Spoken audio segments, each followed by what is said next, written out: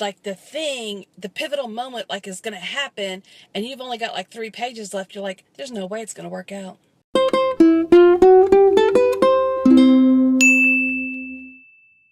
Hey y'all, and welcome to a new week of Hot Chocolate Chat. Today I'm drinking a hot chocolate from Starbucks, and I want to talk about spoiler alerts. I'm the type of person that likes to know what's going to happen.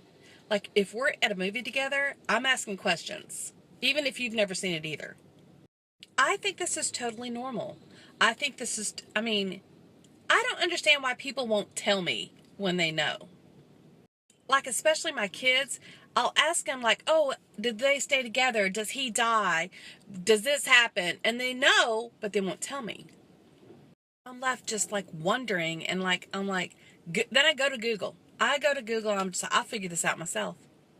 And they say, oh, it ruins it. I'm like, no, it doesn't.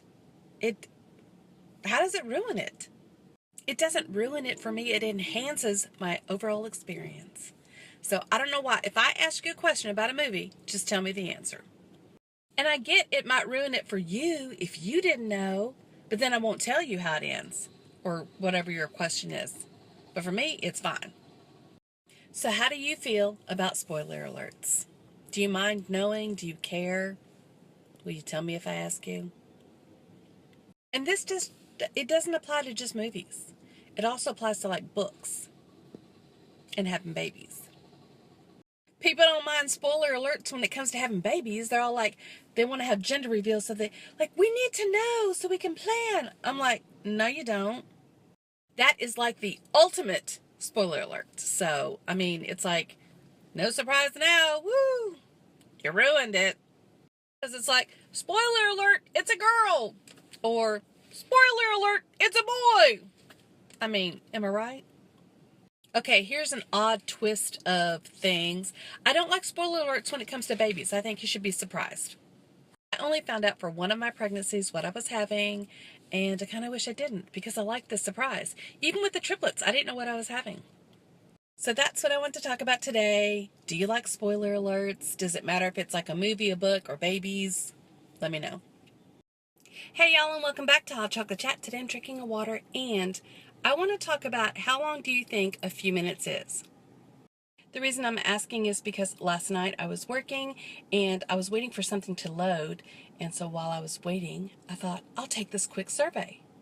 And I'm saying quick survey because the email said, can we give us a few minutes of your time and we'll give you $10. And I'm like, okay. And this was from a clothing store, so I thought, hey, I could use that $10 and maybe get a new top or cute skirt, maybe a dress. The email specifically said, give us a few minutes of your time. So I want to know, what do you think is a few minutes? Because apparently this company's idea of a few minutes and my idea of a few minutes is a little bit different. The survey had 120 plus questions.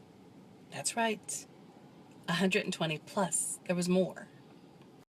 For real, y'all, that didn't take no few minutes, you know what I'm saying? Because, like, the questions were, like, not just a yes or no question. It was like, select all that apply.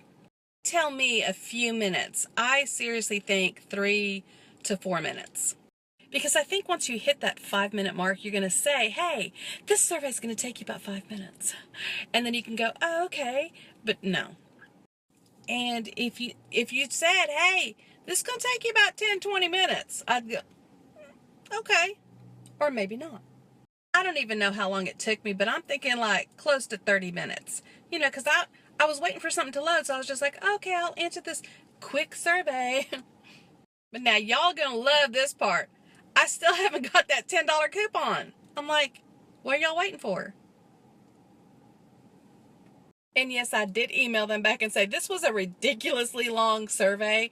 And yeah, that did not just take a few minutes. So me over here making friends. That's what I want to talk about today. How long do you think is a few minutes? So let me know. Hey y'all, and welcome back to Hot Chocolate Chat. Today I'm drinking water. It's almost empty. Hydration. And we're going to talk about something weird that you may do. Or maybe it's just me. You know how like when you're watching a show or watching a movie or maybe even reading a book and it's getting to the point where something needs to happen? Like maybe it's the point where he's going to ask her to marry him, or maybe like she needs saving, or he's about to die, stuff like that. And then you check to make sure there's enough time for it to end well. You know what I'm saying?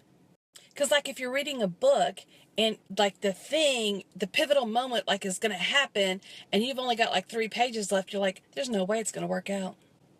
You're thinking there's no way that this all can come back together and be right again. And then you have that feeling of angst. You're like, I don't even know is that a feeling of angst? I don't know. I mean, that's what I think angst means. Like you're like, I don't know. I could be totally wrong. My point is, do you check how many minutes are left in the TV show, or do you check how many minutes are left in the movie, or how many pages you have left in your book?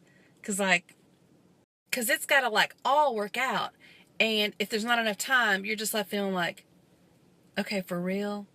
That's what I want to talk about today, whether or not you're that type of person that tries to figure out how much time is left to see if it's all going to work out. And this kind of goes with yesterday's topic about the spoiler alerts, or whatever day I did that. Did I do that yesterday? Maybe that was Monday. Because it's kind of like I need to know it's all going to be okay. Hey y'all, and welcome back to Hot Chocolate Chat. Today I'm drinking a hot chocolate I'm not drinking hot chocolate. This is water. And I just spilled it on myself. That was a subconscious thing saying, I want a hot chocolate, but I ain't drinking one. I was drinking water. What I want to talk about today is not water specifically, although that's what's going to affect me, but it's more about like having something that you use every day all the time and it's taken away. They're doing construction across the street, and so we got a notice a couple days ago that the water was going to be off from 9 to 2 today. 9 to 2. Think about it. You really can't use the restroom because you really can't flush. I mean, you can flush once, but then it won't fill back up. So, one-time use. And you just don't think about it. Like, I can't fill up my water cup now. So, and suddenly I want to fill it up now.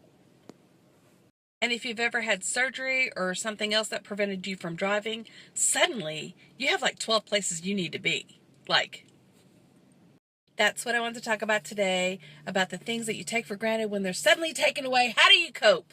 Because from 9 to 2, we ain't got water. Hey y'all, and welcome back to Hot Chocolate Chat. Today I'm drinking a hot chocolate because it's Friday and I can. And I want to talk about phrases that we don't use anymore. Here's an example. You know how people will say, well, long story short, and it usually ain't that short, but anyway, that's another story. Anyway, there's another way to say that. People used to say, I'm going to give you the Reader's Digest condensed version of this. What does that even mean?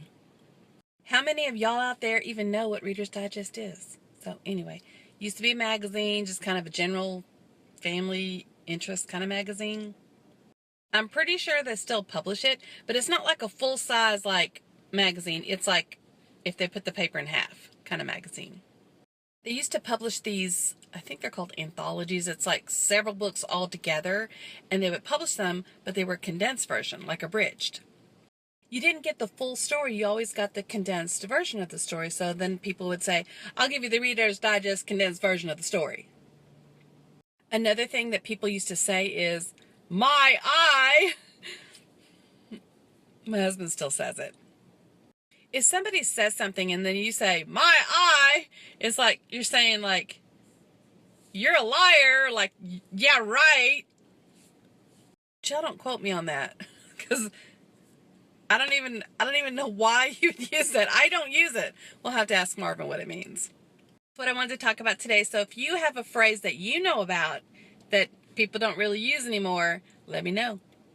Thanks for tuning in for this episode of Phrases We Don't Use Anymore Friday. Hey. If you want to stalk me on Snapchat, it's Side of Awesome, and on Instagram, YouTube, and Twitter, it's Side of Awesome 5. But just don't stalk me in real life, though, because that's creepy.